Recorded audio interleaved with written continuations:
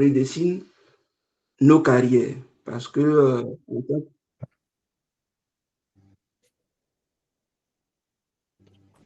il y a une IA qui prend la conversation. Donc, on se pose un peu la question avec tout ce qu'on entend, IA par-ci, par-là, nous en tant que MAIS, comment est-ce que cela va nous impacter? Parce qu'on est obligé, qu'on le veuille ou pas, de se réadapter, de se réinventer. Donc, ce soir, on aura deux intervenants qui eux-mêmes pratiquent, je vais dire, la techno, je ne dirais pas la techno, mais plutôt la révolution, parce que c'est IA une révolution, pour nous partager un peu leur expérience. Encore une fois, l'IA est un sujet vaste et nouveau, donc ils partageront ce qu'ils, eux, ils ont comme expérience, qui ne, peut-être ne répondra pas à toutes les attentes, mais je pense qu'il y a un cadre de pouvoir poser des questions et pouvoir aussi échanger. Donc, sans plus tarder, pour pouvoir partager, je veux dire, autour de ce talk, on va aborder, je partage mon écran, ces thématiques. On va commencer par essayer de donner une définition parce qu'on entend un peu tout et n'importe quoi partout. Donc, nos intervenants vont essayer de nous éclairer un peu plus simplement c'est quoi l'IA aujourd'hui. Moi, si je dois retenir quelque chose, qu'est-ce que je dois retenir? Et par la suite, nous donnerons le premier pas avec l'IA.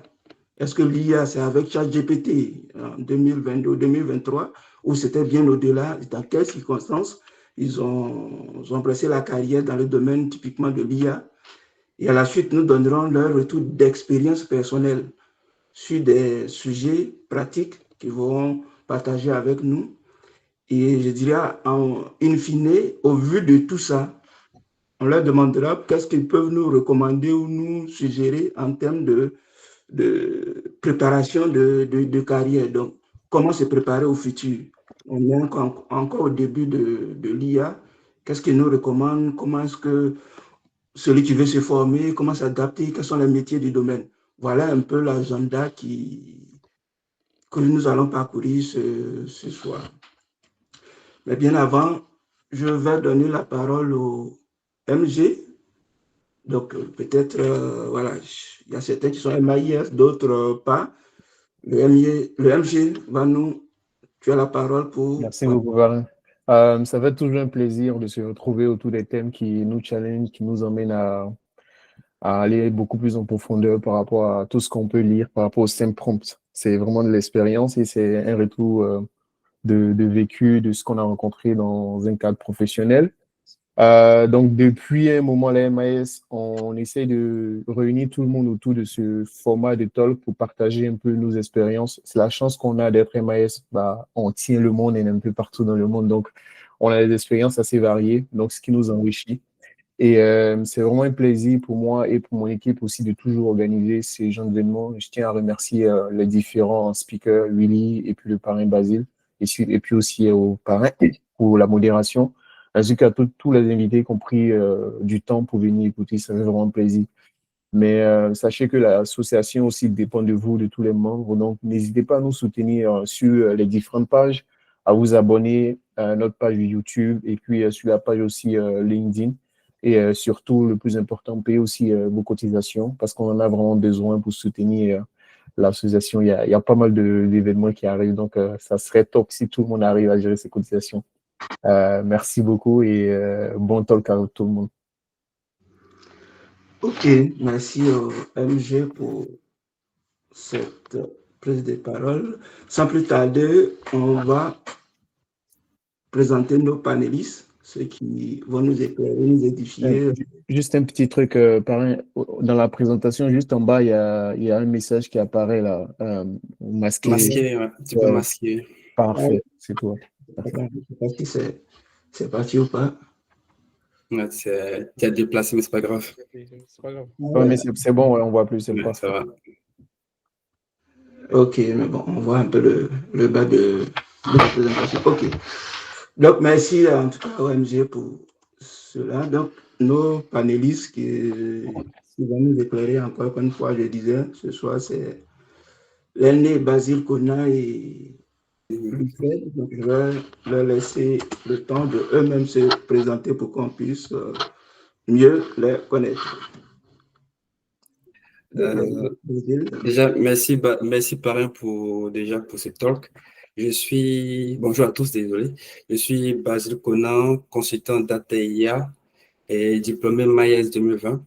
Et depuis plus de 4 ans, je travaille sur divers projets concernant la data pour certains grands comptes en France, où j'interviens un peu pour rendre la donnée plus claire, plus fiable et plus utile. Et je suis en même temps on dirait le fondateur du projet BAN qui est composé d'une application aujourd'hui qui est dotée d'intelligence artificielle en vue de faciliter l'orientation et l'insertion professionnelle des jeunes. Donc aujourd'hui, je suis très ravi d'échanger avec vous sur le thème nos IA, nos futurs, pour voir un peu comment notre avenir sera redessiné face à, on peut dire, l'avènement grandissant de l'IA aujourd'hui. Donc c'est un peu ça. Je passe la parole au prochain, à l'aîné Lifred. Ok. Alors, bonsoir à tous et merci d'être là pour qu'on parle de ce sujet qui, moi, me passionne. Alors, moi, je suis un LMIS 2017 et j'ai commencé ma carrière un peu dans le cloud et un peu tout ce qui est sécurité dans le cloud. J'ai bossé dans pas mal de grosses boîtes en termes d'émissions comme Airbus, Veolia, la Massif, des banques aussi.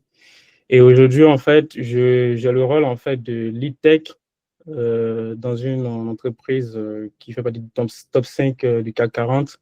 Et le lead tech que je fais en fait chez eux, c'est plutôt sur la partie IOps, donc c'est vraiment sur la partie AI. Donc, ça fait 2 ans maintenant que je suis là-dedans, que je travaille dans l'IA, que j'essaie en fait de mettre à disposition les réelles capacités de l'IA. Donc, je suis très ravi parce que tout au long de ce talk, je vais pouvoir vous présenter ce qu'on fait concrètement en termes d'IA en entreprise et comment est-ce que j'ai basculé d'un profil très cloud à un profil très IA. Voilà. Ok, merci bien, Wilfred. Et je précise aussi que c'est un peu interactif. Donc, il y aura des phases de questions-réponses. Mais d'ici là, si vous avez des questions, vous pouvez laisser dans le chat. Et puis, soit on peut le prendre, poser ça aux intervenants ou typiquement à la phase des questions-réponses. N'hésitez pas à poser des questions.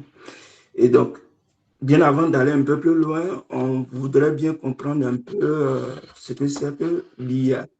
Et donc, ma première question à poser aux intervenants, aux panélistes, c'est pour vous, c'est quoi l'IA? Parce que voilà, on peut être IT, on peut être non IT, on attend un peu passer, en tout cas, toutes sortes de définitions. Donc, si je veux savoir pour toi, Lufred, l'IA, en quoi est-ce que tu peux définir ça pour moi?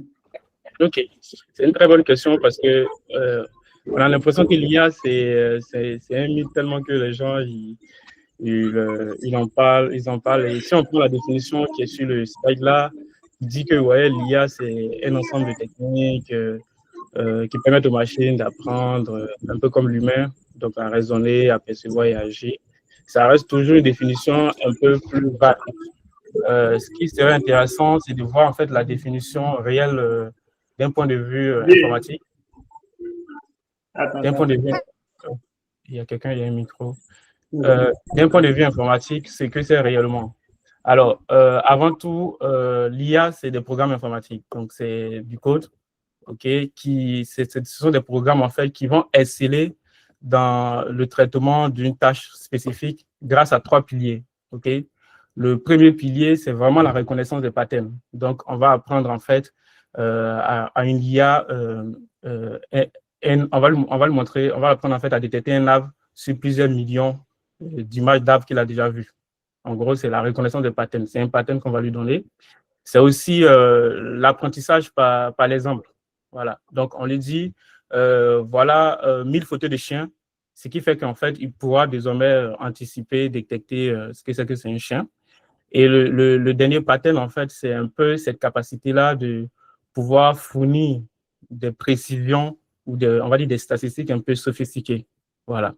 Donc, si on veut résumer, l'IA, c'est des algorithmes qui sont vraiment entraînés avec beaucoup de données. Et derrière, il y a une grosse puissance de calcul. Ça, c'est d'un point de vue, on va dire tech, voilà, qui est un peu différent de la définition qui est sur le slide, qui est un peu plus global. J'espère avoir pu vous éclairer sur ce point-là. Ok, je vois pas le commentaire. Basile, je ne sais pas s'il est connecté. Oui, je suis connecté. Oui. Qu'est-ce que tu peux donner, peut-être expliquer, je dirais, au-delà de l'aspect tech, à quelqu'un qui veut savoir, oui, j'entends l'IA, tu peux me dire, tonton, qu'est-ce que c'est? Oui, je peux essayer quand même. Déjà, avec ce que l'aîné a dit sur l'IA, c'est un peu. Aujourd'hui, l'IA, je dirais que c'est comme un petit stagiaire qui est là aujourd'hui. Quand on lui fournit beaucoup d'informations pour qu'il se retenir fausse. Il doit retenir toutes les informations qu'on lui donne et il doit être capable de restituer. Voilà. C'était comme avant, on essayait de faire des programmes informatiques. On n'est qu'un programme si peut-être tu reçois A égale à la valeur, peut-être la variable A reçoit 2, il faut dire peut-être bonjour monsieur. Voilà. Mais cette fois-ci, le programme est capable, avec tout ce qu'il apprend, de pouvoir deviner, même si tu ne lui dis pas que si A égale à 2, il dit bonjour monsieur. Voilà. Donc aujourd'hui, l'IA, c'est tout ce qu'on a appris pendant les classes d'ingénieurs, que ce soit les mathématiques sur l'algèbre, les statistiques, les probabilités. Donc toutes ces notions mathématiques ont permis aujourd'hui à la machine de pouvoir apprendre beaucoup de choses en même temps et de restituer ces choses plus facilement. Voilà. Et aujourd'hui, je dirais que l'IA ne pense pas comme nous. Et il est basé sur on peut dire un aspect spécifique, un domaine spécifique. Et en fonction de ce domaine, il réagit. Je dirais qu'aujourd'hui, il réagit plus que nous. Parce que l'IA qui va aujourd'hui compter le nombre d'oiseaux, différentes espèces d'oiseaux, ne sera pas on peut dire la même IA qui sera utilisée pour prédire les tests ou générer des tests. Voilà. Donc aujourd'hui, l'IA, c'est tout ce qu'on peut, toute information qu'on peut donner à une machine. Et cette machine sera capable, à partir de ce qu'on lui a donné, de répondre de manière, on peut dire en temps réel, même deviner à notre place. Voilà. Il peut être plus intelligent que nous aujourd'hui. OK. Juste pour compléter aussi par rapport à ce qu'il dit, c'est très intéressant. C'est pour cela, en fait aujourd'hui, on ne peut pas parler d'IA sans parler de puissance de calcul. Voilà. Donc, c'est pour dire en fait que l'IA nécessite vraiment beaucoup de puissance de calcul derrière. C'est pour cela que vous avez des entreprises comme NVIDIA qui aujourd'hui fait un chiffre d'affaires énorme parce qu'elle fournit des puces, en fait, elle fournit l'infrastructure nécessaire en fait pour pouvoir permettre à ces programmes informatiques-là de pouvoir reconnaître des patterns, apprendre par exemple et générer des statistiques assez sophistiquées. Voilà. Ok. Merci pour cette définition. J'ai une autre question, préoccupation. Est-ce que l'IA, c'est nouveau? Pourquoi est-ce que c'est maintenant qu'on entend parler d'IA? Voilà, Ok. subitement, voilà, pour vous. Ok. En fait, l'IA, c'est pas nouveau et justement, moi, ma rencontre avec l'IA, c'est fait en fait à partir de 2022. Ok. On faisait de l'IA sans savoir que c'était de l'IA. Donc, je vais peut-être vous expliquer un peu à partir de quel moment en fait cette bascule a été faite. En gros, aujourd'hui, quand si on parle de la définition de la reconnaissance des patterns, l'apprentissage par l'exemple, les statistiques et tout, en fait, les gens, ils codaient des programmes qui faisaient quasiment pas mieux, mais dans le même sens que ce que fait aujourd'hui l'IA, et avec les data ingénieurs qui le faisaient, sans s'en rendre compte que c'était de l'IA. Donc ça, on appelle ça un peu, c'est pour ça qu'il y a plusieurs types d'IA. Donc c'est des l'IA prédictives que les gens y faisaient. Aujourd'hui, on parle d'IA générative. Donc, on aura l'occasion au fur et à mesure de revenir. Mais voilà, c'est pas un thème nouveau, c'est quelque chose, ça a une genèse, ça a commencé depuis longtemps. Et je vais vous donner, dans la prochaine slide, je vais vous donner en fait comment nous, on a fait un projet qui était autour de l'IA sans savoir que c'était vraiment de l'IA et comment ça m'a permis en fait de basculer directement vers un profil IA. Voilà. Ok. Je ne sais pas si... Bon, ouais, pour cette partie, ce que j'aimerais dire aussi, bon, l'IA, c'est vrai qu'on en parle beaucoup, mais c'est pas aujourd'hui. Voilà. Je crois que depuis les années 1950, les gens essayaient plus d'évaluer l'intelligence de la machine.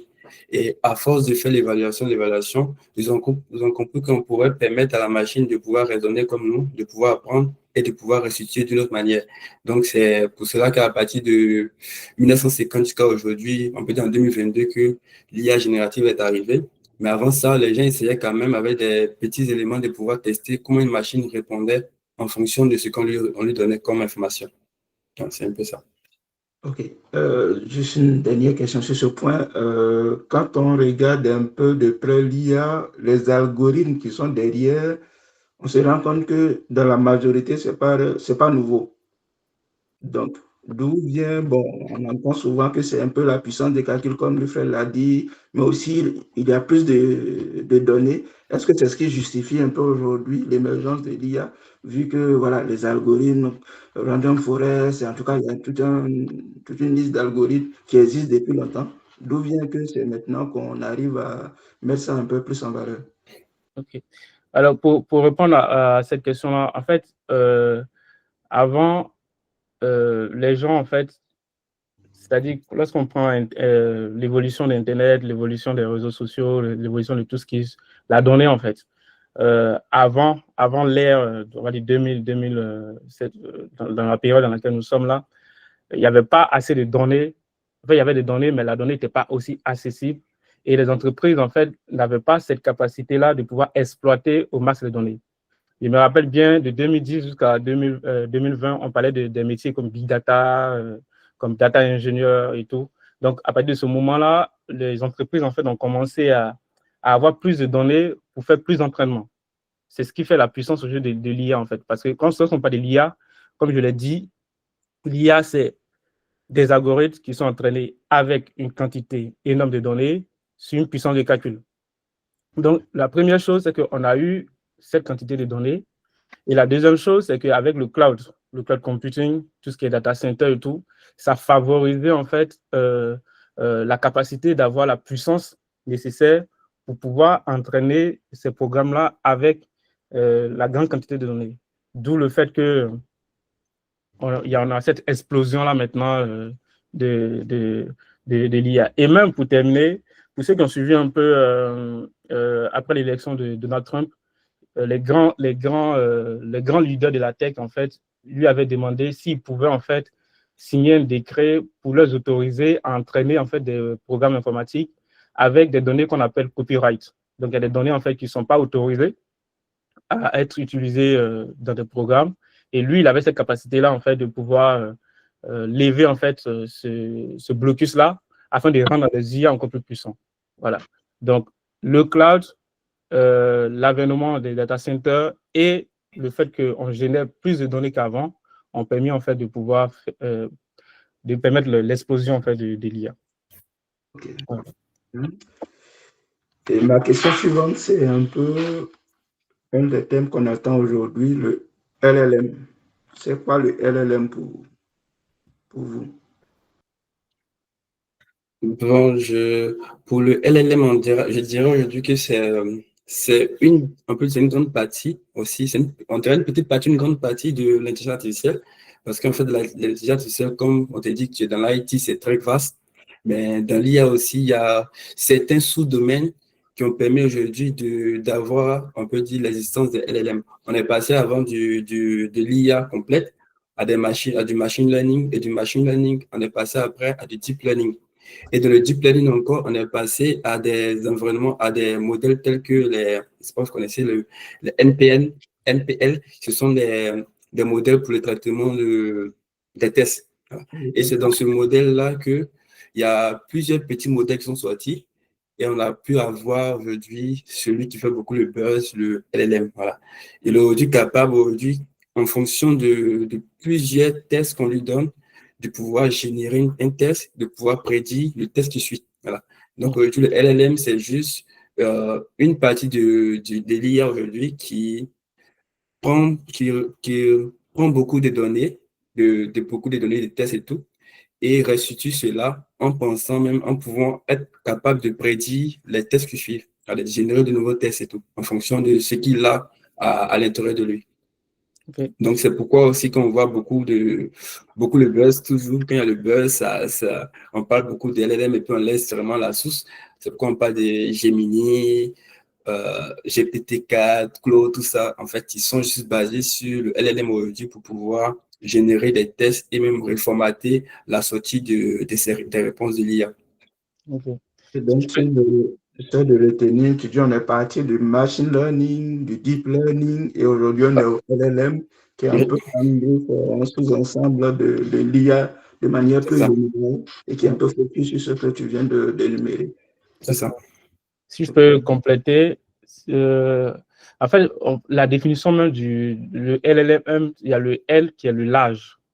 Donc, en fait, c'est Large Language Model. Donc, ce large-là, en fait, il fait plus référence à la quantité. On revient toujours à la quantité de données, en fait, qui vont être, qui vont être données, en fait, à ce programme-là. La particularité, en fait, du LLM, c'est vrai que c'est un sous-thème de l'IA, mais c'est sa capacité, la contextualisation. En fait, il est capable de prendre un contexte, tu vois, un contexte bien précis, et il est entraîné souvent sur ce contexte-là. Et en fait, il est capable de pouvoir, on va pas dire réfléchir comme un humain, parce qu'il n'a pas cette capacité de réfléchir comme un humain, mais il a une certaine compréhension, en fait, qui est basée en fait sur ces contextes-là, en fait. Voilà. Donc, on peut, si on prend par exemple aujourd'hui, il y a plusieurs types de modèles, donc qui sont des LLM, mais il y a des modèles de reasoning. Donc, il y a des modèles qui sont capables de raisonner, tu vois. Il y a des modèles qui font juste de la génération de tests parce qu'il est dans le contexte, en fait, de génération de tests. Il y a des modèles qui sont faits de la génération d'images, justement parce qu'ils ont été contextualisés pour faire de la génération d'images. Donc, les LLM, en fait, c'est une sous-partie de l'IA qui sont entraînés avec une grande volumétrie de données, une grande taille de données, et qui sont capables, en fait, de prendre des contextes et de donner des réponses un peu plus spécialisées, spécifiques. OK.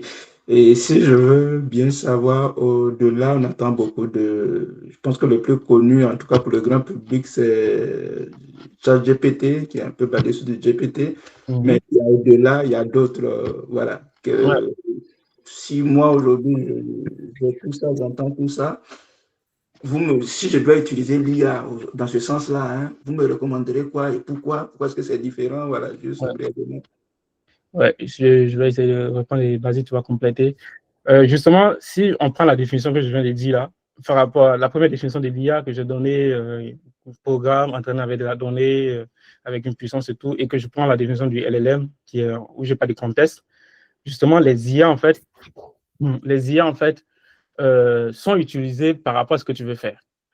Voilà, je donne un exemple simple. Si tu veux faire du code, tu veux faire de la génération du code, tout ce qui est anthropique et Claude, c'est plus puissant en fait pour faire de la génération de code que d'utiliser par exemple GPT-4. Tu vois. Si tu veux faire tout ce qui est analyse d'image et tout, donc tu vas avoir Gemini qui va être plus puissant en fait. En fait, les IA sont entraînés vraiment par rapport au contexte. Il n'y a pas une histoire de dire je prends cette IA-là parce qu'elle est la plus puissante. La force en fait de OpenAI avec tout ce qui est GPT, c'est juste que eux, ils ont été les premiers en fait à lancer le truc. Mais là, je vais vous partager peut-être tout à l'heure, il y a le benchmark qui a été fait dernièrement. Il y a eu un benchmark qui a été fait parce qu'il y a Gemini, le nouveau Gemini qui est sorti. Bah, en fait, il était en haut et les autres étaient en bas. Tu vois, par rapport, on compte pas de benchmark, en fait, on fait des tests en fait, par rapport à la capacité de répondre, à la précision de la réponse et tout. Donc, il n'y a pas d'IA à choisir. Il y a vraiment une IA par rapport à ton besoin.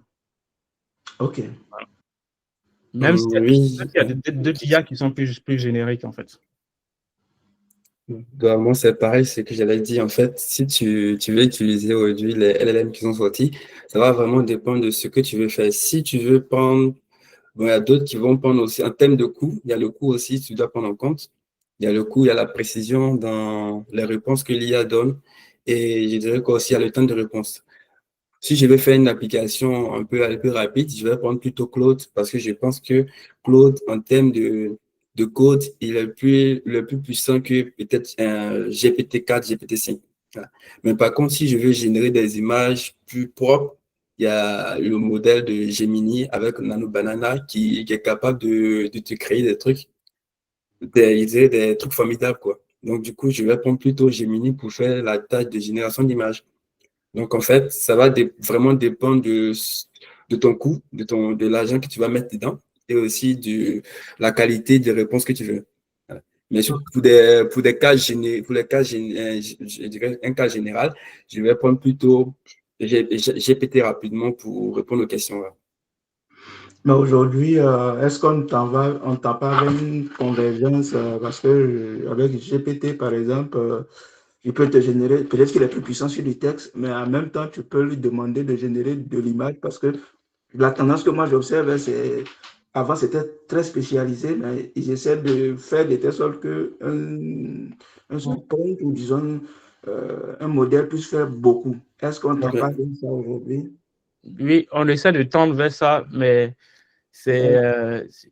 pour le moment, c'est pas encore une IA vraiment puissant qui est capable de tout faire.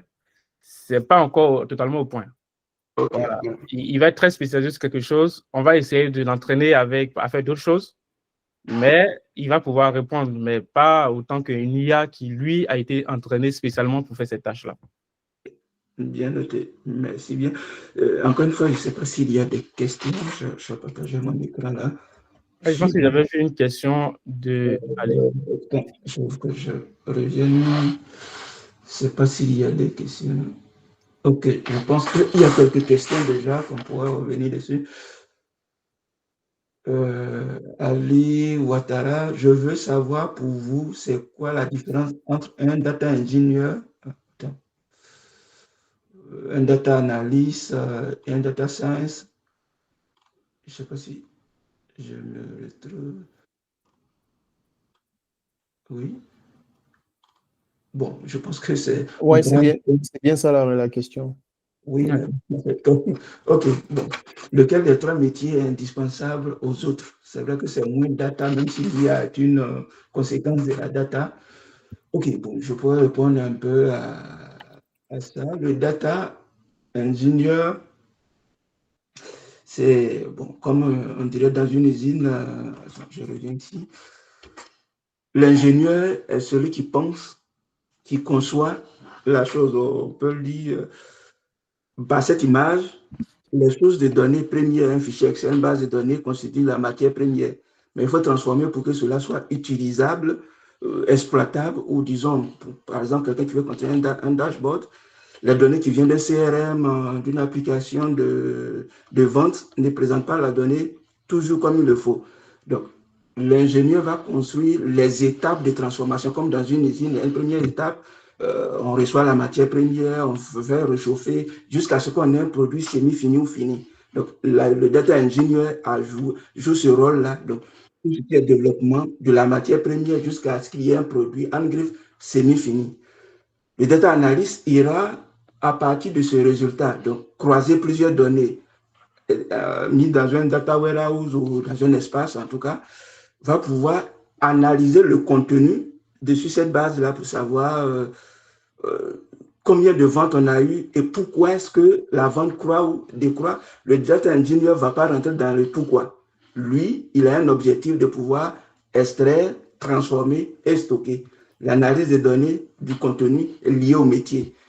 Le data scientist ira encore, je dirais, dans l'analyse des données, mais un peu plus loin dans le sens où il pourra utiliser d'autres algorithmes pour détecter d'autres patterns qui ne sont pas facilement détectables, je veux dire, par une analyse descriptive. Notamment, par exemple, je veux dire, pourquoi est-ce que le nombre de ventes de vin croît le week-end? On pourrait faire des croisements, mais peut-être c'est lié à d'autres features, à d'autres caractéristiques que par certains algorithmes. Donc, c'est un peu ces étapes. Je ne sais pas si j'ai répondu. Je pense que c'est le cas.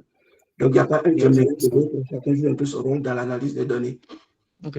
Moi, ce que j'aimerais dire, c'est vrai qu'il n'y a pas un qui est meilleur, mais comme il parle d'indispensable, moi, je dirais que celui qui est au milieu, c'est le data engineer, parce que c'est lui qui va mettre en place, qui va envoyer les données. Alors, s'il n'y a pas de données, le data analyst ne pourra pas faire ses analyses pour créer des insights ou des dashboards. Par contre, ni aussi le data scientist. s'il n'a pas de données fiables, il ne pourra pas utiliser les données qu'il a pour prédire certains événements. Donc, je dirais, celui qui est indispensable aujourd'hui, c'est le data engineer qui va mettre en place toute l'architecture pour on récupère les données, on les stocke quelque part. Il a un peu toute l'infrastructure sera disponible pour que les autres puissent travailler. Donc, je dirais indispensable, c'est data engineer pour moi.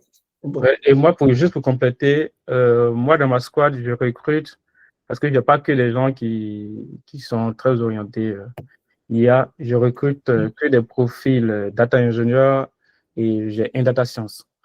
Les profils data ingénieurs que j'ai recrutés, c'est les gens en fait qui sont capables de basculer facilement des data ingénieurs à IA ingénieur. Pourquoi? Parce que, voilà, on vient de l'expliquer. Et le data science, en fait, j'ai un data science parce qu'on travaille sur la donnée privée qui est on va dire, dans la compagnie. Ce n'est pas la donnée publique. Et du coup, je veux une personne, en fait, capable de pouvoir approfondir, aller plus loin pour répondre à des questions un peu plus poussées. Donc, voilà les deux profils, par exemple, que je recrute dans ma squad pour la partie data. Ok, merci bien en tout cas pour ces précisions, même si on peut poursuivre le débat de qui est... Ouais. Parce que c'est stock la donnée qu'on n'analyse pas, mais bon, je pense que... Ok. Et une dernière question pour sortir un peu du cas général, je pense qu'on a pris un peu du temps. On attend aujourd'hui, en tout cas dans ces derniers mois, c'est agent IA. C'est quoi un agent IA plus simplement possible? Parmi tout ce qu'on a déjà dit là, c'est quoi un agent IA? Ok. Donc, pour ma part, tout simplement, l'agent IA aujourd'hui, c'est un LLM qui ne se contente pas seulement de répondre aux questions, de générer des tests, mais il agit après. Voilà. Donc, c'est tout ce qu'on peut dire d'un agent IA. Il répond, il génère et il agit. Voilà. Il est capable de modifier ton emploi du temps en fonction de la génération ou d'un message qu'il a reçu. Tu poses une question, il répond à cette question. En plus de cette question, il est capable de dire, bon, comme il répond à cette question, je vais modifier ton agenda, je vais peut-être ajouter un nouveau client, mettre à jour beaucoup de ton fichier Excel et tout. Donc, il répond et il agit. C'est tout ce qu'il peut dire d'un agent IA. Ouais. Et puis, juste pour compléter aussi, c'est juste la différence entre l'agent et les autres, c'est juste la partie autonomie. Voilà. Les autres, ils ont besoin d'input, mais l'agent, en fait, il a cette capacité-là, cette autonomie-là de pouvoir faire des actions. Ok, donc quand tu parles d'autonomie, est-ce qu'aujourd'hui je peux demander créer un agent IA qui peut me remplacer? Ça dépend de ce que tu fais. J'ai vu des vidéos où il y a des gens qui expliquaient que oui, ils ont créé des agents en fait dans la compagnie pour remplacer des RH, pour créer en fait des sortes d'agents de réunions automatiquement et tout. En fait, c'est une question très philosophique ce que tu viens de me poser. On ne peut pas remplacer totalement l'humain. Voilà. Mais un agent IA, c'est juste un programme qui est très autonome, qui est capable de faire des actions, qui va au-delà en fait du fait de générer du test. Et on peut même aller loin en disant qu'aujourd'hui, il y a eu tellement, les gens commencent à tellement créer des agents qu'on a commencé à parler des MCP. En fait, il fallait créer une sorte de modèle contrôle protocole en fait pour que tout cela en fait puisse se communiquer en eux et tout. Voilà. Donc c'est un peu ça. Donc on peut parler, est-ce que si je veux voir de façon imagée, c'est un peu de la robotique d'un point de vue code, c'est ça, ou voilà, puisqu'il est autonome, il agit, voilà.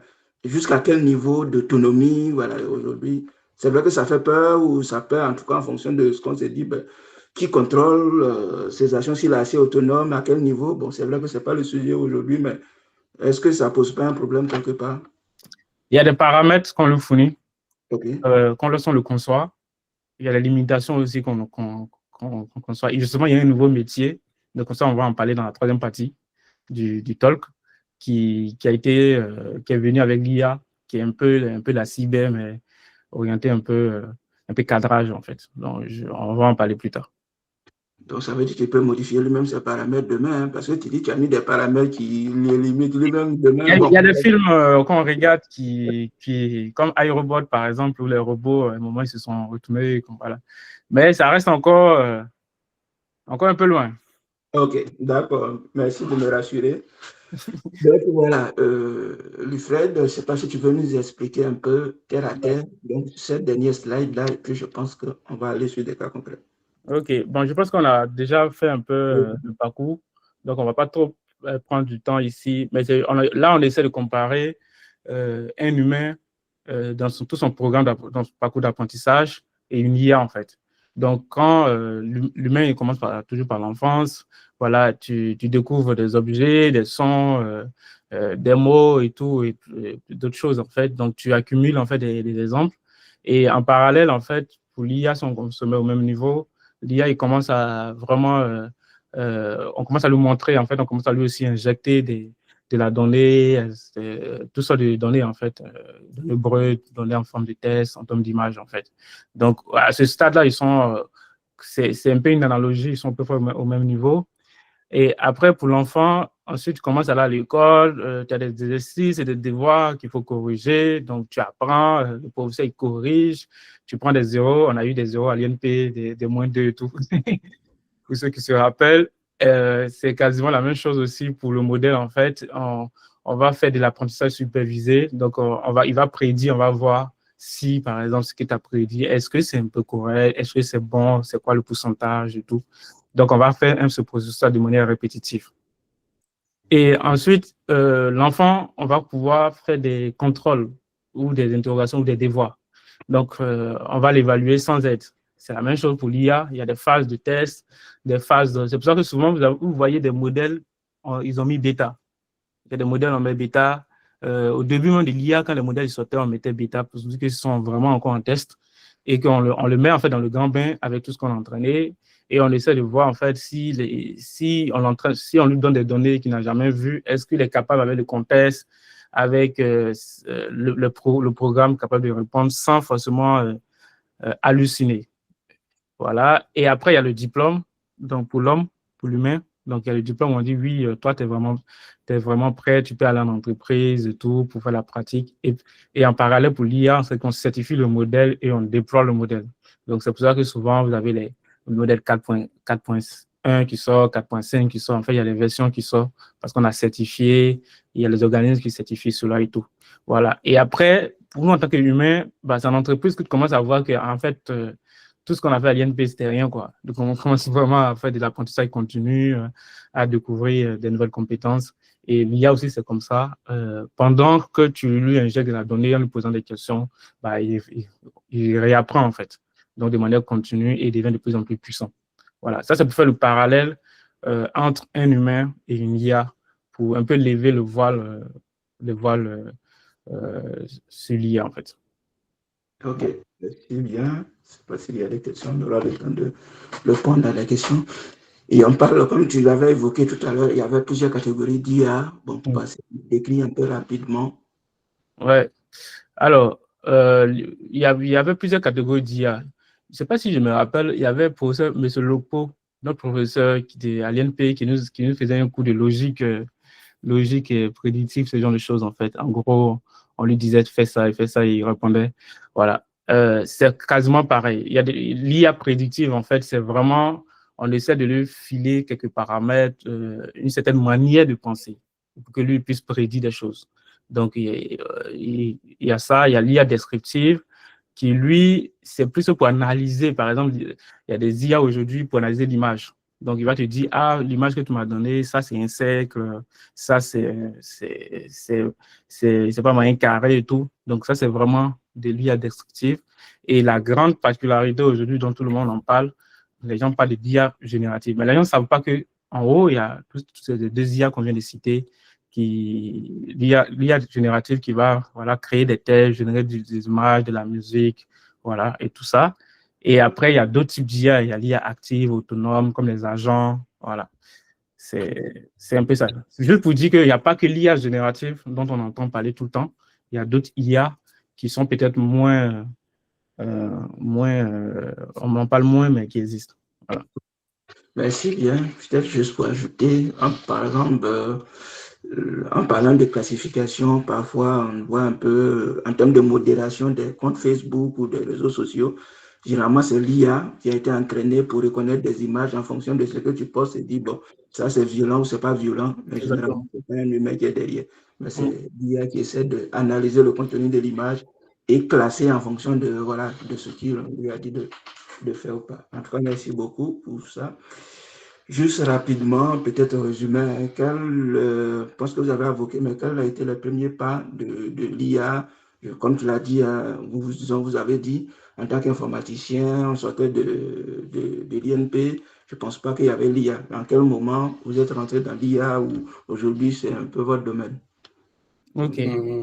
Moi, pour ma part, je pense que j'ai vu un peu quand j'étais en I2, voilà, parce qu'il y avait un projet qui demandait à faire une réalité augmentée. On devait poser des lunettes sur le visage, voilà. Donc, du coup, j'avais une première phase de détection faciale, voilà. Et du coup, c'est par là que j'ai entendu parler un peu avec tout ce qui était TensorFlow et tout ce qui est computer vision. Et quand je suis arrivé plutôt en France, là, je me suis mis un peu dedans dans la partie plutôt machine learning pour avoir un peu plus les bases, comprendre vraiment comment ça fonctionne. Donc, c'est là que j'ai un peu travaillé dessus. Ce sont mes premiers pas avec l'IA. Ok. Alors, moi, mes premiers pas avec l'IA, c'était en pleine mission, hein. J'étais chez le groupe RELX, c'est le leader mondial de la documentation juridique. Donc, c'est un groupe américain, britannique et tout, et ils sont aussi en France. Et ils avaient une quantité énorme de données. C'était trop. En fait, tout ce qui est juridique, toutes les décisions, les cours de cassation, tout ce qui est jugé dans le monde, eux, ils avaient ça en termes de stockage. D'ailleurs, ils ont tellement de données qu'ils sont le premier consommateur en termes de facturation sur Amazon, tellement qu'ils ont de la donnée. Donc, à un moment, ils se sont dit, mais attends, on a toutes ces données-là, mais comment on va l'exploiter? Pourquoi toujours on va faire des programmes, on va dire à la donnée, fais ça, fais ça, fais ça? Pourquoi on ne ferait pas un programme ou un projet, en fait, pour dire au système de lui-même, en fait, prendre des décisions sans nous? Donc, je vais vous donner 2 exemples de projets. Le premier projet, c'est par exemple, tu vas voir tu es un avocat, tu vas voir ton client qui a commis un crime. OK? Tu prends des notes, tu dis oui, il a fait ça, il est rentré par la porte d'effraction, il a fait ça, il a fait ça, il a fait ça. Et du coup, eux, ils ont dit, ils veulent avoir cette capacité-là de prendre ce fichier que tu viens d'écrire, soit tu l'as scanné, soit tu l'as écrit sur ton ordi, de le mettre dans le système et que le système soit capable d'analyser ce fichier, de détecter des mots tout seul, en fait, dans plusieurs langues et d'aller, en fait, fouiller dans leur base, dans toute la donnée qu'ils ont et de pouvoir te dire, oui, je te recommande de défendre ton client de telle manière parce que là où tu veux le défendre, il y a tel juge qui est comme ça, lui, c'est comme il a fait tel, en fait, il a jugé telle affaire et ce genre d'affaire, il a toujours donné, il a toujours condamné, donc tu peux prendre tel article et tout. Donc, on nous a donné comme mission de faire ce projet-là. Et d'ailleurs, on a eu un prix d'Amazon par rapport à ce projet. Et du coup, on a pris, justement, on avait des data science, on avait des data ingénieurs. Et on a travaillé sur ce projet, on a produit ce projet. Et je ne savais pas que c'était de l'IA. Voilà, c'est pour ça que je vous disais que je ne savais pas que on commençait en fait à faire de l'IA. Le deuxième sujet, c'était lorsque tu vas faire un divorce, pour ceux qui sont mariés ici, tu vas faire un divorce et tu arrives devant le juge. On met les données de la femme, elle travaille, elle fait ça, le monsieur il travaille, il fait ça. Et le système devait être capable de détecter, oui, toi, on te donne les enfants lundi, mardi, mercredi, toi, tu dois payer telle somme, en fait. Donc, ce système prenait des décisions à la place, en fait, des avocats, des juges et tout. C'est comme ça que moi, j'ai découvert l'IA. Et du coup, juste après, donc, après avoir passé 3 ans dans cette mission, je me suis dit non, moi, je ne vais pas continuer à faire du cloud tel qu'on est parce que ça commence à devenir trop puissant. Et c'est comme ça, en fait, que j'ai postulé pour prendre le lead, en fait, d'une squad ailleurs chez Total. Voilà. C'est comme ça que j'ai rencontré l'IA. En tout cas, c'est du concret. En tout cas, merci pour ça. Et bon, très rapidement, quelle a été, je pense que vous avez dit, votre réaction au vu de ce cas-là, je vais dire de la rencontre. Est-ce que, je suppose, pour le fait de tel que tu décris, ça t'a tellement fasciné que tu as voulu continuer dedans? Voilà, oui, moi, ça m'a tellement bluffé parce que Je savais pas, en fait, je savais pas qu'on était capable de faire ce genre de projet qui était capable de prendre des décisions aussi importantes. On va dire qui remplaçait un peu l'humain, en fait.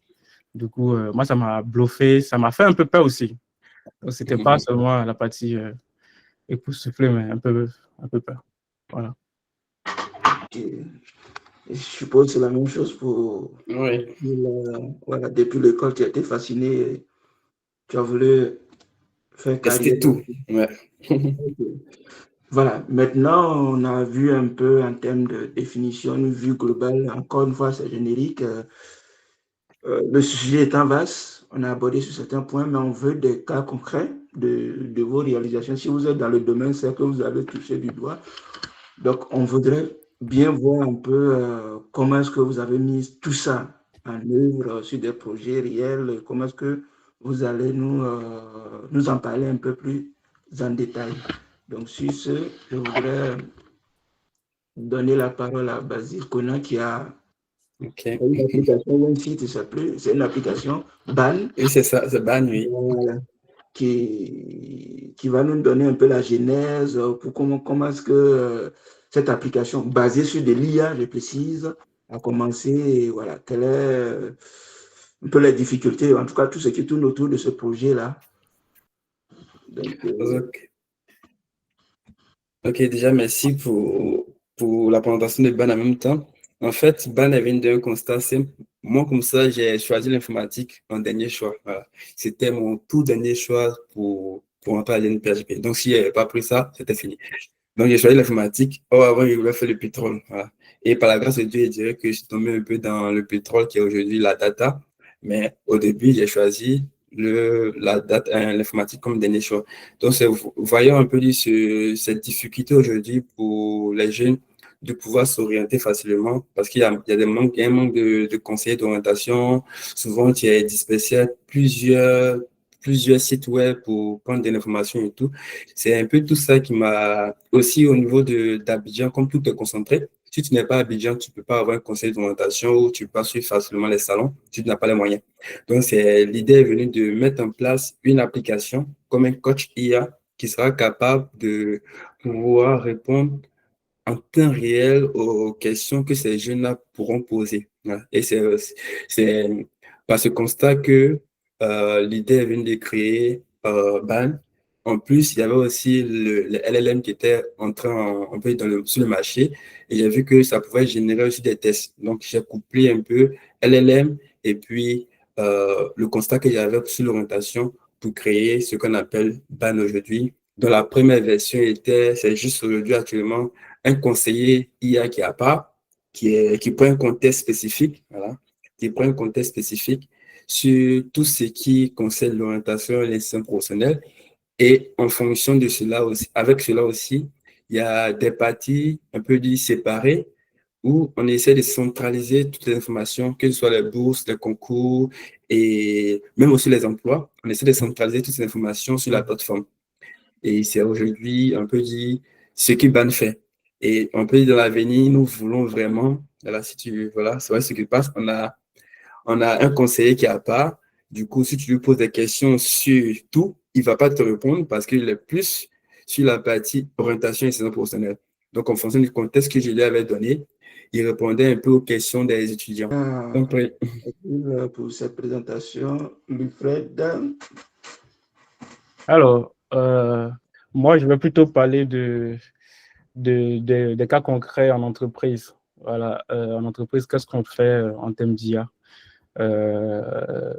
Lorsqu'on dit oui, j'ai un IOPS ou j'ai un AI ingénieur, en fait, qu'est-ce qu'il fait?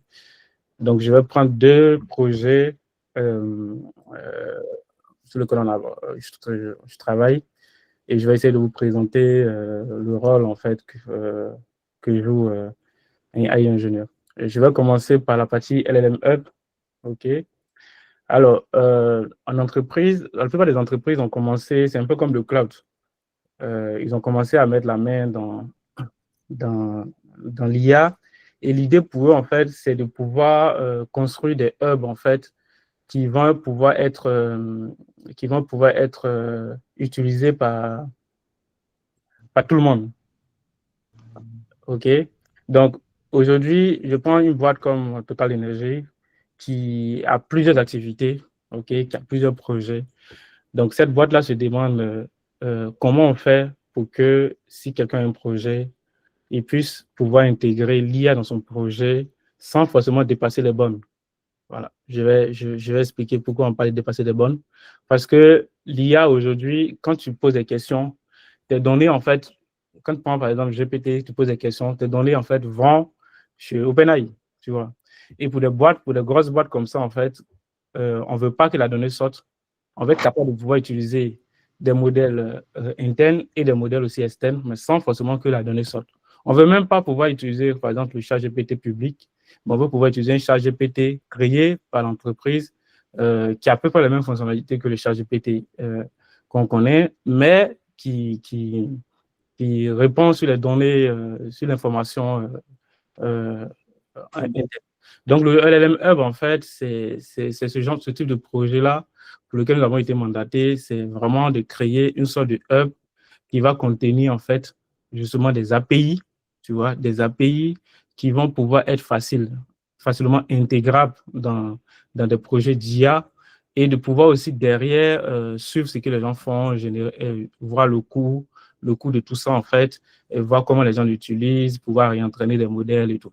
Voilà. Donc, en termes de projet, le LLM Hub, en fait, c'est une sorte de hub, un gros hub dans la compagnie qui va cadrer la manière dont l'IA sera intégrée et utilisée dans des projets. Je donne un exemple simple.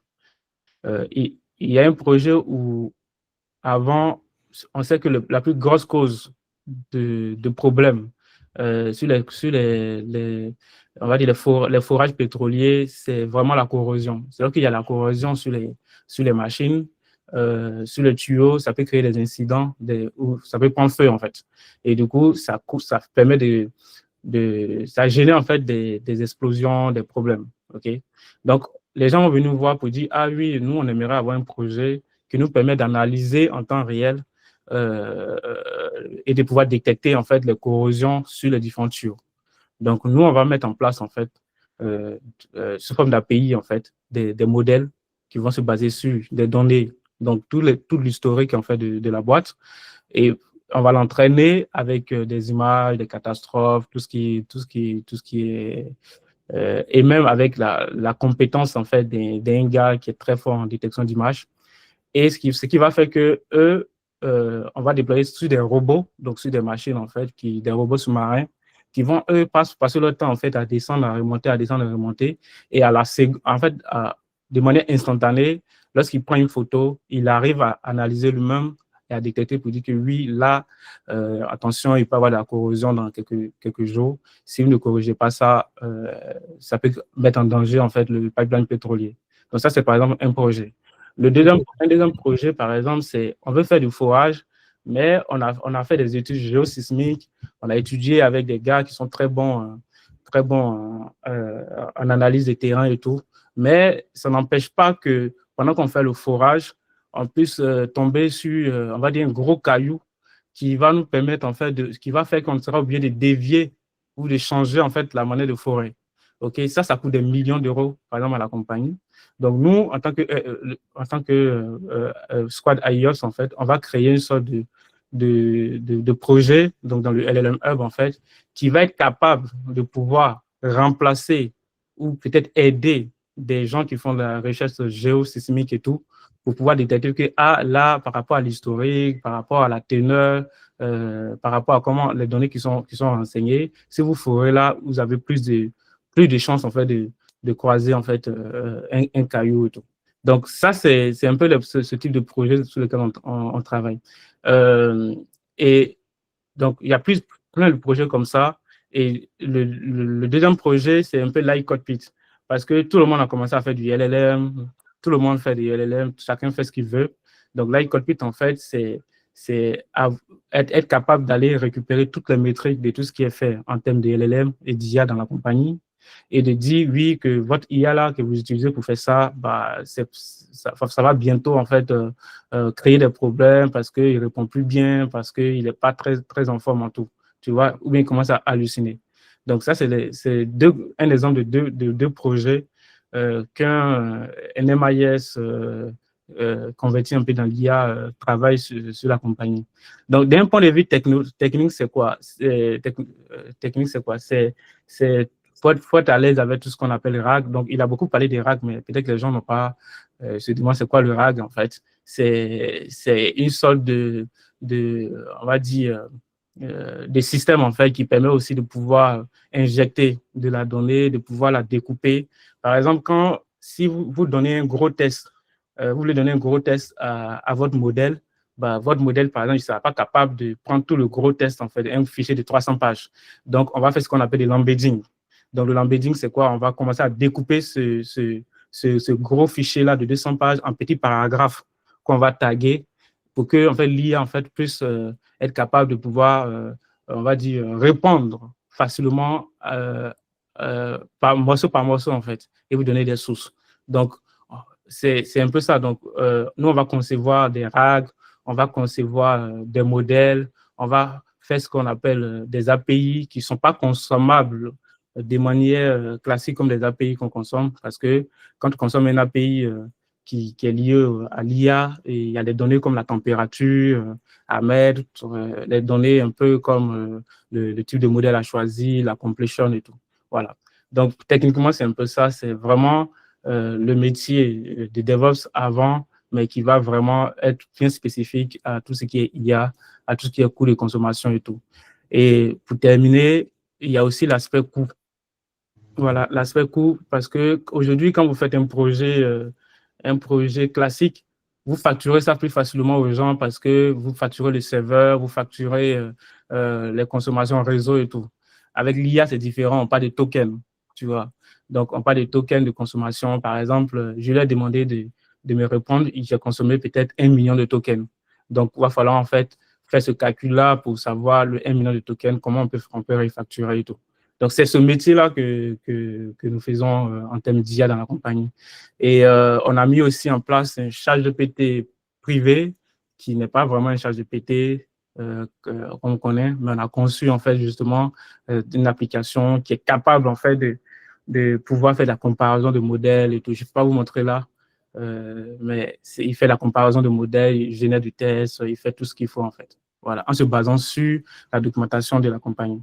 Et pour vraiment terminer, il y a une sorte de catalogue d'agents qu'on conçoit pour la compagnie. Par exemple, un agent, quand tu arrives dans la compagnie, tu as besoin en fait de pouvoir faire de l'onboarding, un exemple, pour voir comment la compagnie fonctionne et tout. Donc, il y a un agent en fait qui va le faire pour toi. Il devient comme ton professeur en fait, qui va le faire pour toi. Tu as besoin d'un agent pour réserver une salle. Il y a un agent qui le fait. Donc, aujourd'hui, on a 67 agents qu'on a conçus dans la compagnie qui font des actions de manière autonome, en fait. Voilà. Voilà un peu ce que fait un IOPS dans une compagnie. Merci bien, Fred. Est-ce que il n'y a pas quelqu'un au-dessus de toi qui a pensé à un agent qui va faire ce que toi tu fais? Est-ce qu'il n'y a pas quelqu'un, je n'ai pas compris. Je veux dire, puisque tu fais des agents qui font tout, est-ce que tu n'as pas pensé que quelqu'un d'autre est en train de dire, ben, ok, MIS, ça nous coûte trop cher, est-ce qu'il n'y a pas un agent qui peut faire ce que lui fait? Bon, c'est juste ça. Pour le moment, ça n'est pas encore arrivé. Ce n'est pas encore arrivé. Ok. En tout cas, merci bien pour juste dire que au-delà des effets de buzz ou du chat GPT, il y a des applications concrètes dans les entreprises. Et ce n'est qu'un exemple parmi tant d'autres, en tout cas au niveau des banques, détection de fraude, des cartes bancaires, en tout cas, c'est aujourd'hui beaucoup utilisé. Donc ça a été un peu le cas de ce que le fait tu viens de nous exposer. Voilà, des customisations en interne. Et puis, ce que je retiens, AI Cockpit, c'est un peu celui qui avait supervisé, une sorte d'administrer, en tout cas tous ces IA qui seront créés pour que, je veux dire, en termes d'usage, respect des compliance, tout soit fait dans les normes. C'est le garant, en fait, parce que je vous donne un exemple. Il y a 2 compagnies qui n'ont pas signé l'IA Act.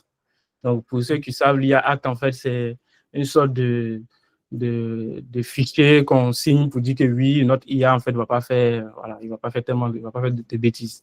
Et il y a Grok, par exemple, qui n'a pas signé. Il y a Olama qui n'avait pas signé, je crois. Et du coup, nous, avec l'iCockpit, en fait, ça nous permet de dire aux gens de la compagnie, si quelqu'un est en train de faire un projet qui veut intégrer ça dans la compagnie, en direct, en fait, il est coupé. Donc, c'est un peu comme un gardien qui non seulement monitore tout ce qui se passe, mais est capable aussi de dire, oui, celui-là n'a pas signé l'IA Act, et du coup, nous, on peut pas se permettre d'injecter la donnée.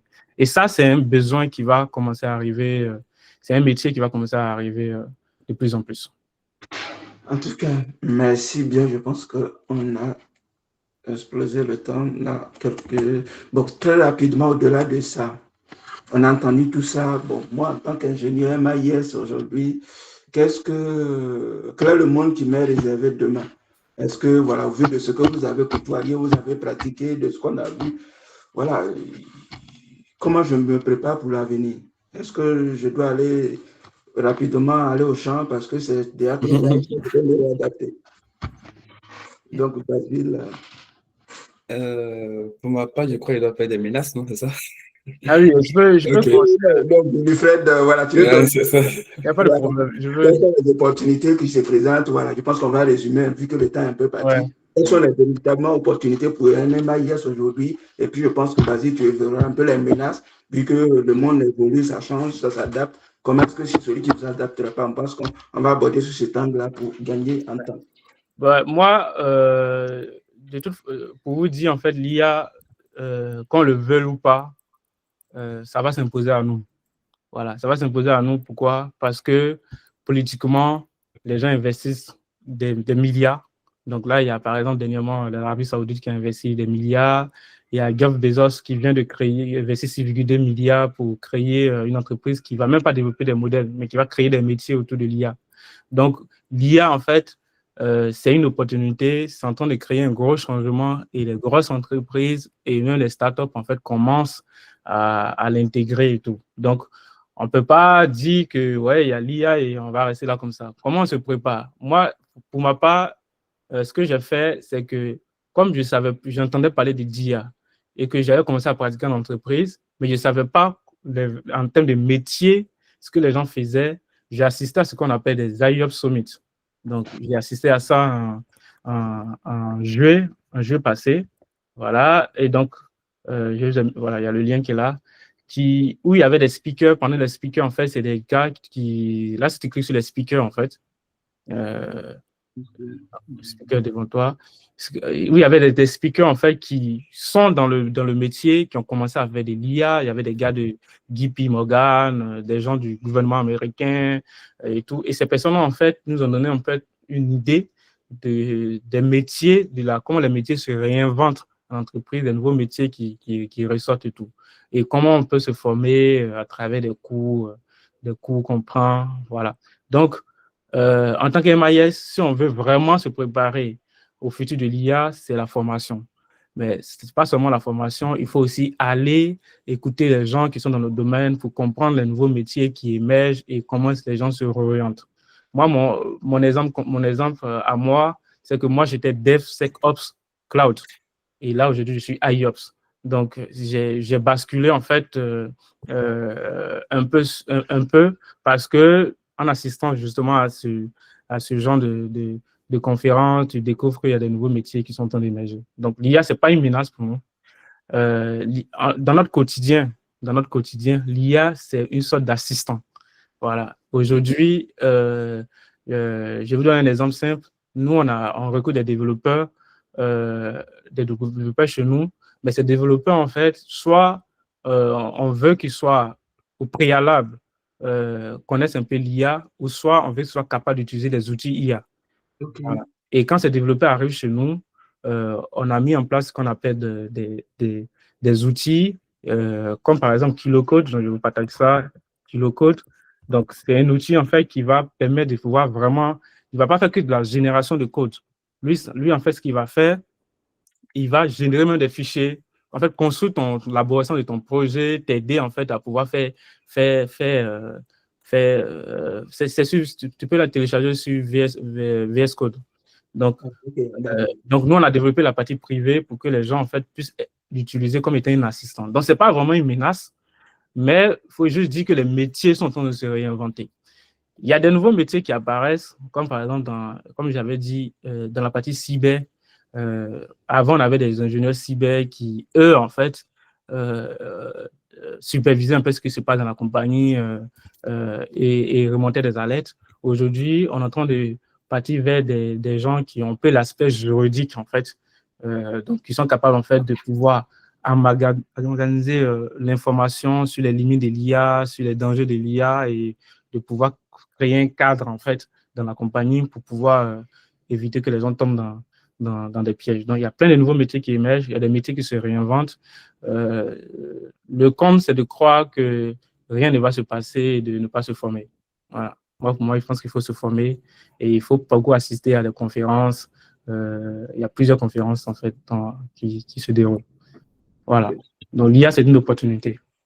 Merci bien, le fait. Je pense que oui, le temps étant parti, je pense que, comme tu l'as dit, hein, c'est une opportunité. Il faut se réadapter, il faut être au quotidien, voilà, puisque ça va nous toucher. Maintenant, au-delà des opportunités, comme tu as évoqué, il y a aussi des menaces. Si il y a des opportunités, il y a des menaces. Qui me menacerait si moi, je ne suis pas le conseil de Wilfred? En fait, je vais conseiller déjà les nouveaux ingénieurs parce que actuellement, si pour le marché de l'emploi, surtout en France, c'est un peu compliqué pour les juniors. Pourquoi? Parce qu'on se dit qu'un junior, c'est quelqu'un qui fait les trucs basiques. Voilà. Qui connaît les trucs basiques. Et cette partie-là, les gens essaient aujourd'hui, dans les entreprises, même où je suis aujourd'hui, chez PCE, il y a des assistants pour coder. Voilà, il y a des assistants pour coder. Donc aujourd'hui, pour les juniors qui viennent de sortir, la menace est grande parce que ce que tu sais faire, si c'est un thème de développement, je peux te dire que peut-être Claude est mieux que toi. Je ne dirais pas ça comme ça, mais il peut dire ça comme ça. Parce qu'en termes de développement, il est devenu très fort. Voilà. Donc, ceux qui connaissent Claude vont pas vouloir peut-être embaucher un junior qui vient, peut-être qui n'a même pas fait de stage, qui n'a pas fait d'alternance.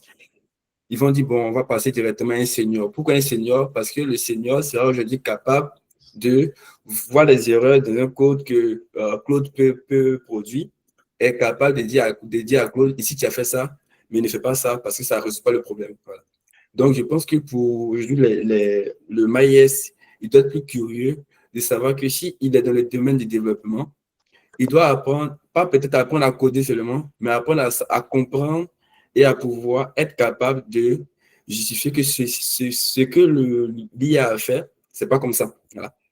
Ou est-ce que ce que l'IA a programmé ne répond pas aux besoins. Donc, il faut être plus, on sera tous aujourd'hui des seniors, que ce soit le senior plus 10, le senior plus 1, on sera tous des seniors. Tu dois savoir que si tu es dans le domaine du développement, tu as aujourd'hui des IA et ces IA sont seulement tes stagiaires. Voilà. Donc, il faut être capable de prendre soin de ton stagiaire, même si toi-même tu n'as rien encore fait. Voilà. C'est la menace qui est là. Tu es nouveau, mais tu es un stagiaire. Comment tu vas prendre soin de ces stagiaires qui est capable de te dépasser d'ici 2 mois? Donc, la seule menace pour toi, c'est de pouvoir lui donner les bonnes instructions et savoir que dans ton domaine, si tu sais coder, il faut comprendre maintenant plus que coder. Voilà. Parce qu'il va faire ce que tu vas le dire. Voilà. Maintenant, les anciens, ce que je peux dire, comme vous savez, l'informatique évolue et on a tout le temps, en tant que maïs, on a l'habitude d'évoluer, d'upgrader. Donc, je pense que c'est plus facile déjà pour vous de savoir que si l'IA est là, avec les millions de dollars qui sont investis, il faut savoir que les Blancs vont changer beaucoup de choses dans quelques temps. Donc, il faut s'adapter aussi à devenir des seniors, pas seulement pour le code, mais des seniors qui sont capables de cadrer ce qu'il y a fait. Voilà. Moi, comme ça, pour des choses, il y a des choses que je ne fais plus. Voilà. Le temps de coder du HTML, je ne code plus HTML, je regarde, je change de couleur, je dis ça, c'est pas la bonne couleur, fais ça, ça, c'est pas comme ça, fais ça. Maintenant, ce sont peut-être les services compliqués. Si je lui dis de faire un service compliqué, je regarde la logique. Si ça ne répond pas à mon besoin, je modifie moi-même et puis je lui redonne, tu vois. Donc, je pense que c'est un peu les menaces qui arrivent. Mais déjà, ce qui est déjà bien, c'est que nous sommes des ingénieurs et on peut vraiment s'adapter à tout. Donc, c'est pas une vraie menace parce que vous êtes déjà des purs. Voilà. Donc, ça ira très vite. Ok, ouais, c'est vrai que merci bien pour ces précisions. Comme le temps avance, je pense qu'on va prendre les questions et puis en fonction de ça, effectivement, il y a toujours le monde évolue, il y a toujours des changements. Donc, on saura s'adapter. Donc, pour ne pas exploser le temps, on va rapidement passer aux questions. Je vais passer du bas vers le haut. Rapidement, les questions. Si ou bien, Je pense qu'il y avait une question aussi de Ali, où j'ai pu répondre, Ali Ouattara, où il a parlé, en fait, est-ce qu'on pouvait intégrer des API, d'IA générative, en fait, en fait, le projet que j'ai présenté, c'est un peu ça.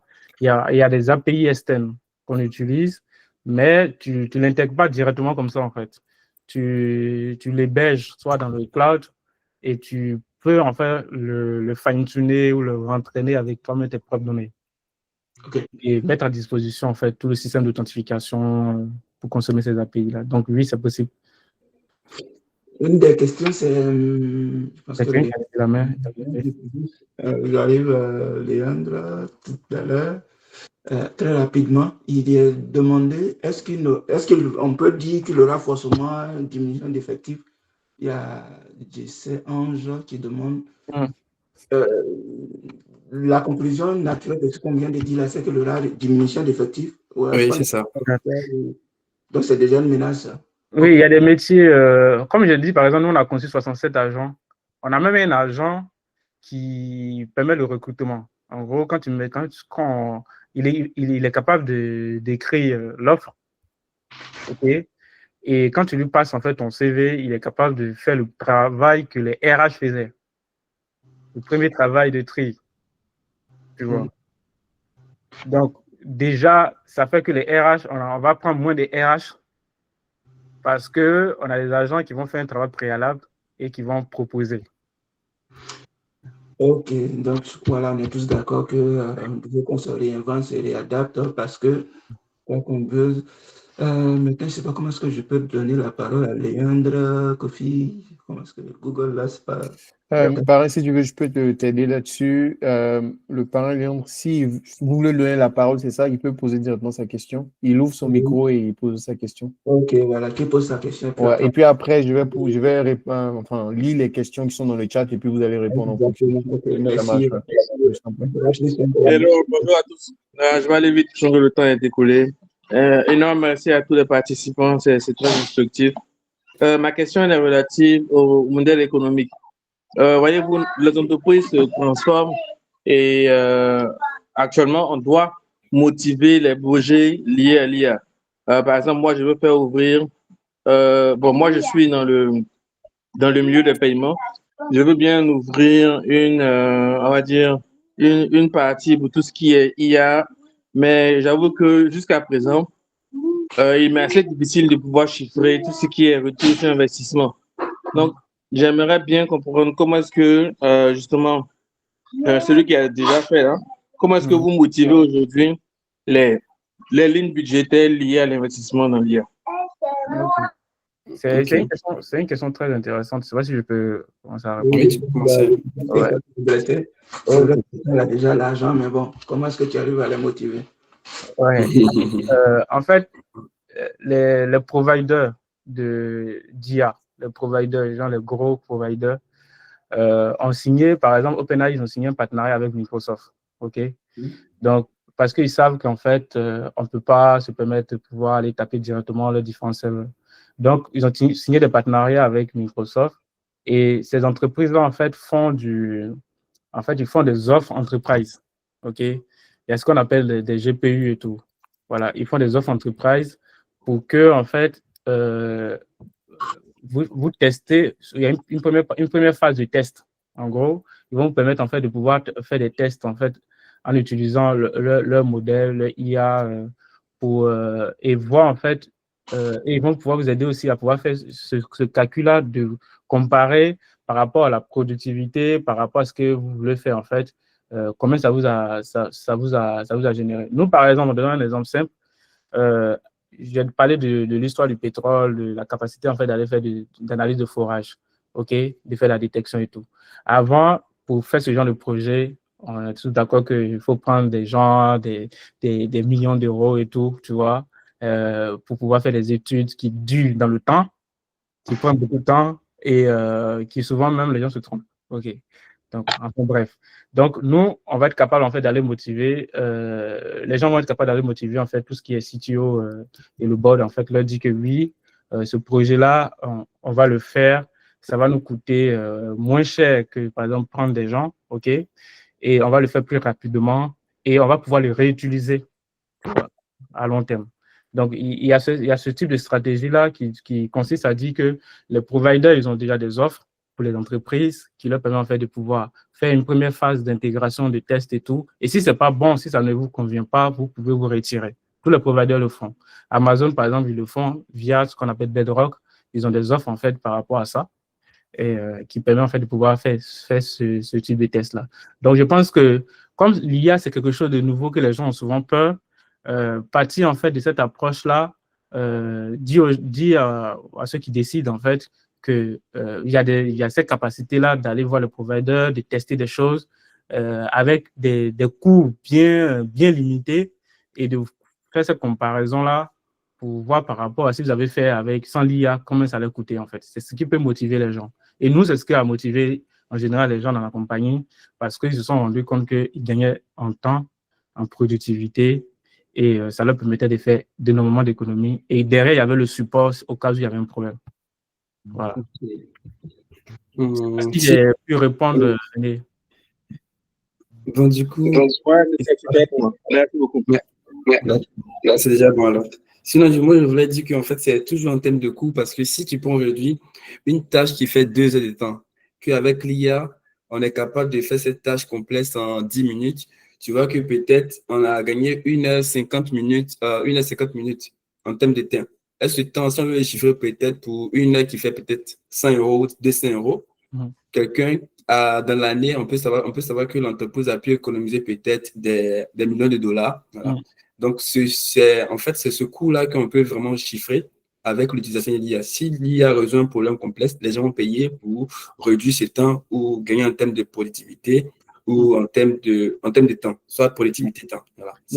Un exemple concret aussi, pour juste terminer, par exemple, il dit qu'il est dans le domaine du paiement, mais dans le domaine du paiement, c'est l'un des domaines où il y a la plus de sécurité, en fait, où on met de l'argent sur la partie cyber et tout pour la détection d'intrusion, de fraude et tout. Donc, si aujourd'hui, en fait, tu as un projet où tu intègres de l'IA qui est capable de faire les détections d'anomalies, qui est capable, en fait, de dire, de vous alerter le plus vite possible dès qu'il y a des intrusions, et qui vous permet de gagner du temps et de la sécurité, bah, ça donne plus de valeur, en fait, que pour la compagnie, que d'aller prendre, en fait, 5-6 ingénieurs qui vont analyser eux-mêmes des trucs et il y a des choses qui vont passer, quoi. Donc, c'est un peu dans ce sens-là. Ok, en tout cas, merci. Je pense que voilà, comme on est entre nous, besoin peut-être pour Léandre, c'est possible de contacter aussi le Fred pour en échanger, apporter c'est un peu le cadre aussi, hein, pour mettre en relation comme le temps court.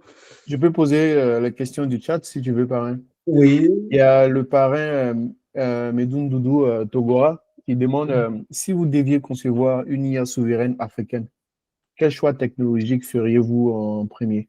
Souveraineté, est-ce que ça Ça, c'est le plus rapide. En termes d'IA, une IA souveraine, ça va dépendre de l'objectif qu'on veut atteindre. Si c'est pour peut-être une IA qui sera comme les LLM, on va utiliser la même technologie et peut-être aller de zéro. Voilà.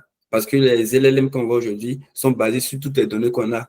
Mais si on veut vraiment faire une IA souveraine, ça veut dire qu'on conçoit à partir de zéro, dès le début jusqu'à la fin, et les données qu'on alimente, les données qui sont utilisées sont les données de la Côte d'Ivoire, par exemple. Voilà. Ouais. Donc, ça va dépendre de ce qu'on veut faire. Si c'est pour peut-être la génération ou la détection d'images, on va prendre toutes les images, les photos de nos parents, hein.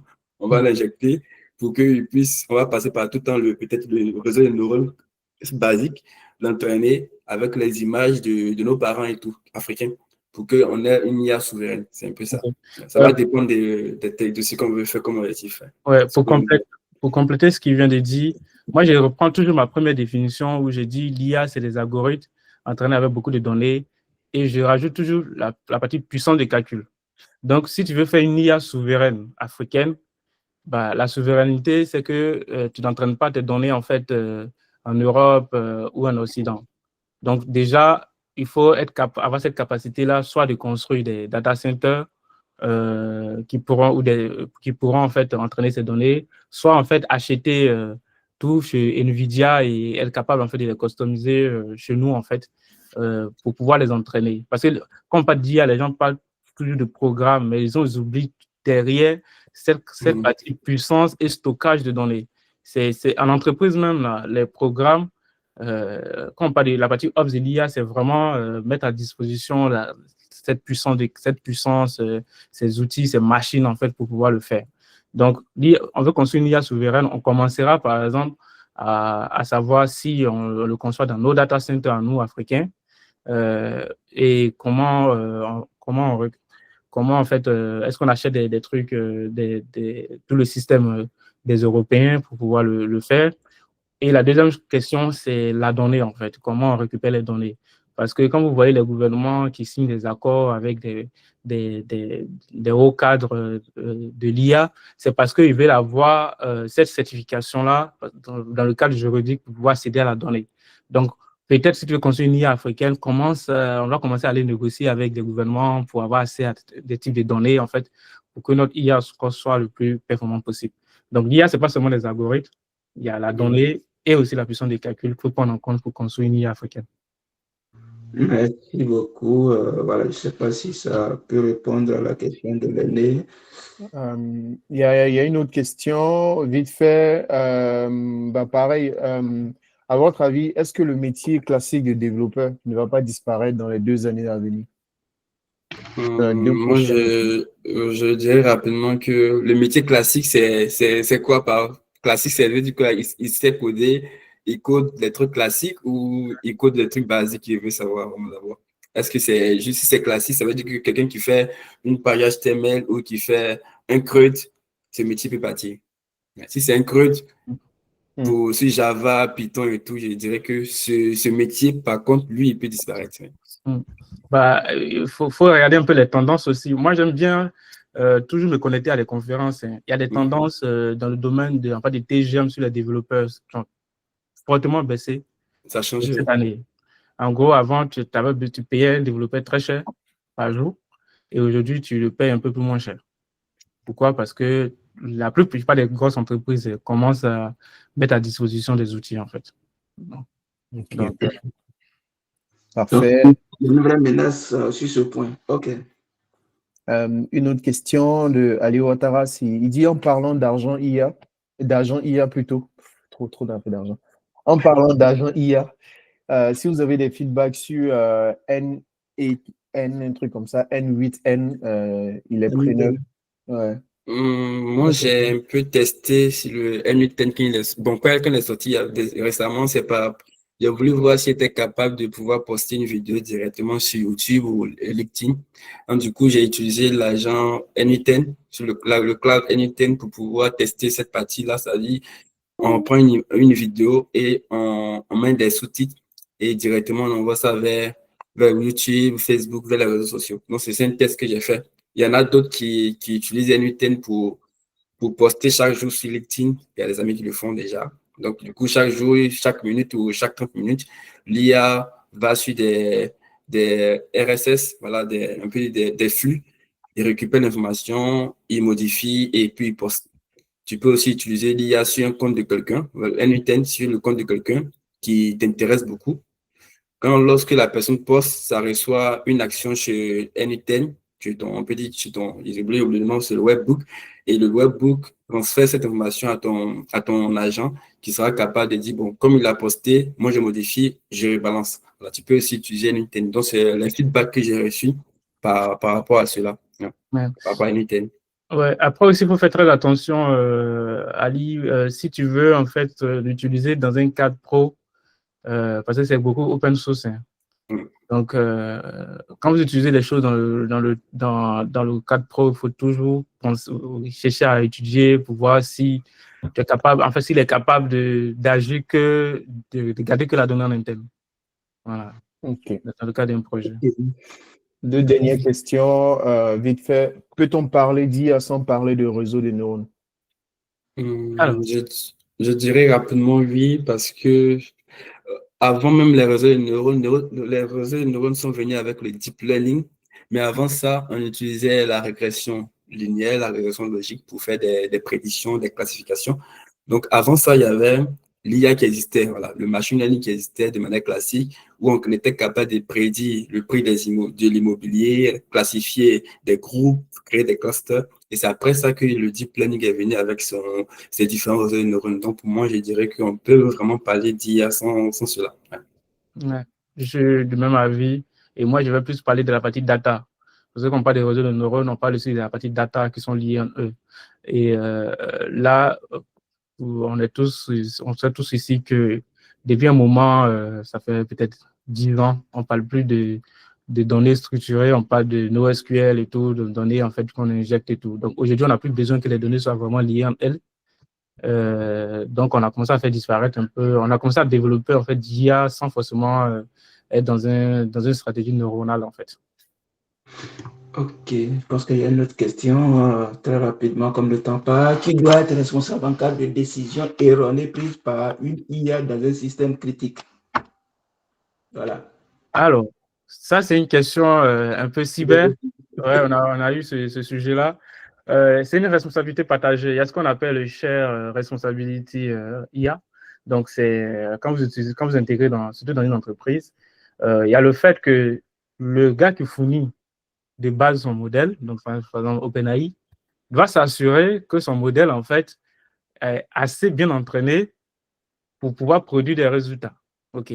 Mais en même temps, de votre côté, donc de votre côté, en fait, vous avez des paramètres. J'ai parlé d'hallucination. Je ne sais pas si vous, pendant le truc, je parlais d'hallucination. En fait, il y a des paramètres que vous mettez dans une IA quand vous l'interrogez. Et si vous réglez mal, par exemple, la température, la fréquence penalty, la présence penalty, ou bien le système compte, bah, c'est un peu de votre faute, quoi. Voilà. Donc, c'est vraiment une responsabilité partagée. Donc, ce qui va se faire, c'est que nous, on a eu déjà ce petit cas-là, où on a des équipes Amazon Web Services, en fait, avec lesquelles on discutait. Et justement, eux, la première chose qu'ils cherchent à savoir, c'est est-ce que vous utilisez bien notre IA avec les paramètres qu'il faut, tu vois. Si, par exemple, on réussit à leur montrer qu'on utilise bien avec les paramètres qu'il faut, ben, dans ce cas, on fait la responsabilité de leur côté. C'est pour cela que vous ne verrez jamais un modèle rester pendant des années. À chaque fois, chaque 6 mois, 7 mois, en fait, ils essaient de l'améliorer parce qu'on sait que les modèles, en fait, ont besoin d'être réentraînés pour ne pas fournir des résultats erronés sur des trucs critiques. Voilà. Et juste pour dire aussi que quand vous mettez en place de l'IA sur un projet critique, il faut penser à des projets comme l'iCockpit que je vous ai présenté, qui lui, en fait, est le garant de la sécurité, de la qualité, tu vois, des modèles, en fait, que vous intégrez. Il ne suffit pas juste de mettre de l'IA dans son projet et de le laisser comme ça. Il faut vraiment concevoir des systèmes en parallèle qui permettent de pouvoir surveiller tout ça. Ok, je ne sais pas s'il y a d'autres questions encore non posées, MG, ou voilà, le temps est déjà. S'il y avait des questions de pattern, je pense. Ouais, je pense qu'il y a une question de parrain pattern qui demande anti-gravity aussi avec Gemini 3 Pro, mais actuellement bloquant avec des quotas pour le moment. Ah, je pense que c'était un additif peut-être. Ok. Oui, c'était un additif. C'était concernant Claude. En fait, ça va dans l'élan de la question que je posais. C'est que juste en complément de ce que vous disiez comme exemple, dans le week-end, j'ai généré toute une application juste avec Antigravity, toute une application de A à Z. Et je finis ça, je me dis, mais une application complexe, c'est pas juste une petite application. Et je me dis, mais c'est toute une équipe de développeurs que je viens de remplacer là, juste avec des prompts et en corrigeant. D'où la question. Mais bon, vous avez déjà répondu. On va le débrayer. Hein. Ouais. Pour les problèmes de quotas, c'est un problème récurrent aussi à les parrains. Nous, on a ça, mais après, il y a ce qu'on appelle des RTM, des RPM, que vous pouvez toujours demander en fait d'augmenter. Peut-être c'est parce que tu utilises, je ne sais pas, peut-être en mode open source, hein, ou en mode peut-être pas trop cher. Non, je pense qu'actuellement, la partie anti-gravity, ils ont juste mis ça, c'est comme si c'était un test, c'était la partie bêta. Ouais. Donc, c'est après qu'ils vont essayer d'élargir pour permettre à tout le monde d'utiliser avec beaucoup plus de quotas. C'est juste, ils ont mis ça un peu, c'est un peu restreint. Mais déjà, le parrain a déjà cassé en fait le truc parce qu'il a trop demandé. Il a trop demandé, c'est de millions de tokens. Mais voilà, quand ça va passer en prod, tu peux, si tu veux pas être limité dans l'histoire de quotas, justement, tu peux demander à augmenter les RPM, les RTM et tout. Mais ça te coûte encore plus cher, c'est ça. Voilà. Aïe, ok. Ah, c'est la partie la moins intéressante. Ouais, c'est ça. Mais l'IA, bizarrement, ça coûte pas aussi cher que ça. Hein. En entreprise, je veux dire. Ah, d'accord. Je pense que comme ouais, pour une entreprise comme l'entreprise de capacité financière par rapport à ce qu'il en gain, voilà, Ouais. peut-être que ça peut s'évaluer, mais quand ça sort directement de notre carte bancaire, là, même 10 euros, c'est déjà beaucoup. Hein. Oui, ça c'est clair. Ok, en tout cas, s'il n'y a pas d'autres questions, je voudrais remercier chacun. Je ne sais pas si l'ONG a une note ou pas, mais en tout cas, remercier chacun d'entre vous d'avoir pris ce temps-là d'écoute. L'idée derrière, comme je l'ai dit au début, c'est de pouvoir partager en termes d'expérience, de retour.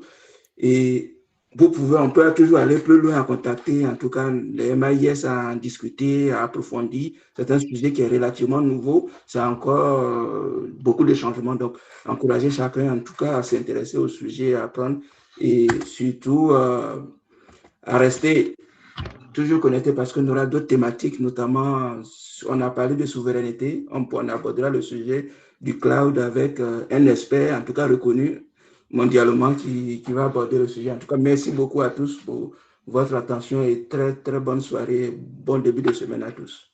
Merci à vous tous. Au revoir. Merci à tous. Portez-vous bien. Merci à vous aussi. Merci. Salut.